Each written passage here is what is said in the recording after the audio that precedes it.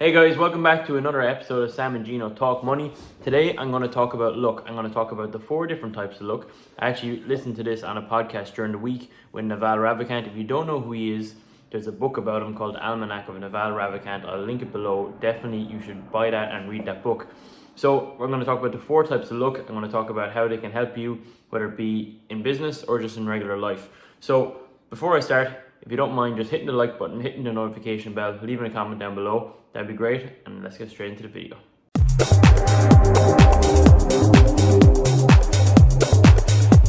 Okay, so guys, the first luck, this is one that everyone knows. This is called blind luck.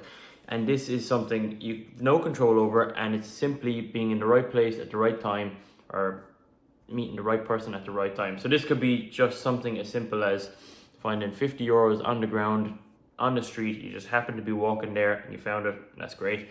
This is blind luck, completely out of control. And that's very simple to understand. That's the easiest one. Number 2. So number 2 is luck from motion. So this basically is when you're doing loads of different things and you're involving yourself in loads of things and you're just causing loads of commotion, loads of energy, and like you're hustling or whatever it might be, and you're just generating all these different things until eventually luck finds you from it. So like for example, with me, let's say, so I'm selling cars, so I'm meeting people, every day selling cars, and I could eventually meet someone who's very important or sell a car to someone who's very important or has a connection.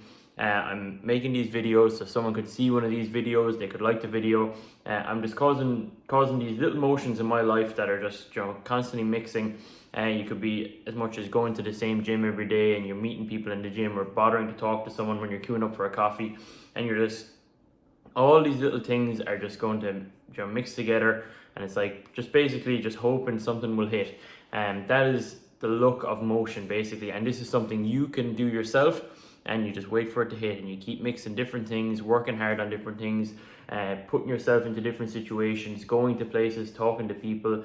The luck of motion. Luck number 3 is luck from awareness. So this basically means when you're so well educated in a space or in a topic or in a subject that you can see something coming that the normal person may not see.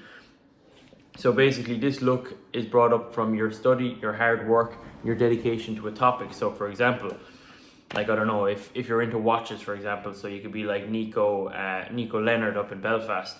He's really into watches. He can probably predict, okay, a little bit, okay, so this watch might be getting discontinued, or this watch might be getting, I can see why this watch is going to go up in value, and he might be able to buy them. Or if it's in property, you can say, okay, I can kind of see I've seen this in the market before. If someone's in property 50 years and like, okay, the last time this happened, maybe I need to buy this, maybe I need to save my money for this, maybe I need to park money.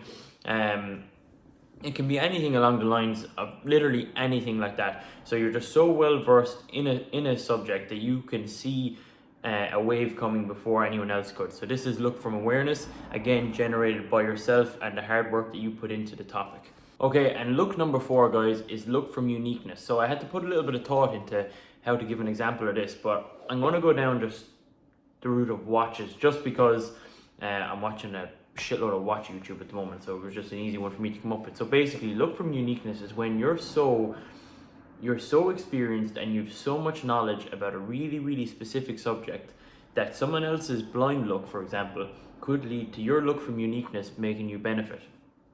Let's just say, for example, someone finds a watch, or they inherit a watch, and it's like a really, really expensive old vintage watch, and they're looking at it and they're thinking, okay, I have no idea what this is worth, I have no idea how to sell it, I have no idea if it's even real.